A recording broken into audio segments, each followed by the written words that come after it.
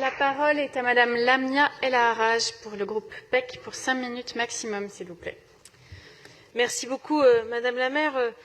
Chers collègues, dans le cadre de la délibération DDCT 22, je tiens à souligner quelques enjeux importants qui entourent la question des adultes relais. En amont de mon intervention, je n'enlèverai rien à ce que vient de dire ma chère collègue Camille Naget par rapport à l'intervention qui est absolument scandaleuse de Rudolf Granier. On en a l'habitude, on a eu l'occasion d'éprouver sa capacité à polémiquer inutilement, sa capacité à diffamer et sa capacité à nuire aux acteurs du quotidien, aux associations qui font au quotidien un travail formidable sur nos territoires, un travail formidable aux côtés de nos enfants, un travail formidable dans les quartiers populaires. Donc écoutez, Monsieur Granier, encore une fois, je vous redis ce que je vous ai déjà dit hier, vous n'êtes pas un paradoxe près, vous êtes dans la polémique inutile et stérile de façon continue, donc laissez-nous, je vous prie, travailler au quotidien pour ce qui fait l'intérêt des habitantes et des habitants de Paris.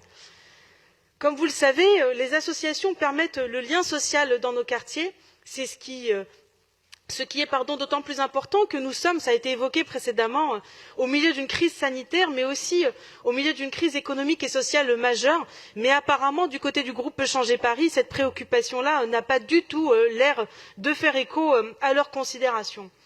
Les distributions alimentaires, notamment aux jeunes, sont un très bon exemple de ce que ces associations sont capables de faire pour pallier en réalité la défaillance de l'État.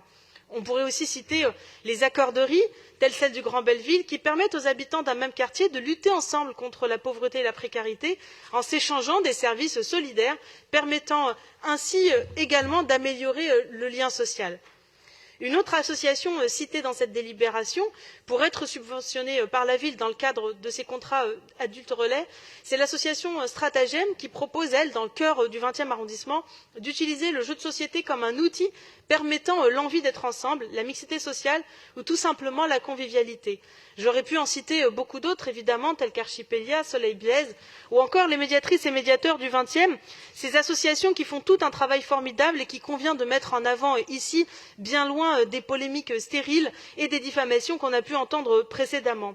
Dans le 20e, cette délibération concerne 22 postes, dont certains étaient auparavant pourvus par les contrats aidés, injustement supprimés par le gouvernement en 2018, sans aucune concertation et sans aucun accompagnement. Et c'est ça aussi qu'il faut rappeler aujourd'hui sur cette intervention, dans cette délibération, c'est que la ville de Paris s'engage, elle s'engage réellement aux côtés de ces structures pour leur permettre de continuer leur activité en dépit du désengagement majeur qui a été celui de l'État. Et ça, c'est à saluer. Plutôt que de polémiquer, c'est à saluer parce que sans ces financements-là, sans ces postes-là, un certain nombre de structures auraient été empêchées de continuer leur activité et auraient été empêchées d'agir au plus près de nos habitantes et de nos habitants, et particulièrement, je le redis, j'insiste là-dessus, dans les quartiers populaires qui sont particulièrement touchés, impactés par la crise qu'on traverse.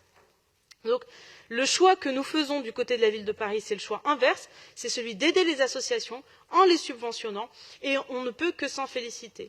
Donc ces contrats ont vocation à couvrir des missions diverses de médiation sociale, éducative et culturelle, pour faciliter l'accès des habitants aux équipements publics, soutenir la parentalité ou encore favoriser l'accès aux soins et aux droits. Et ô combien on a pu éprouver ces 12 derniers mois, combien ces sujets étaient éminemment importants et combien on a su essayer de développer des nouvelles démarches, des démarches d'aller vers en santé publique. Donc voici ce que je voulais vous dire, chers collègues.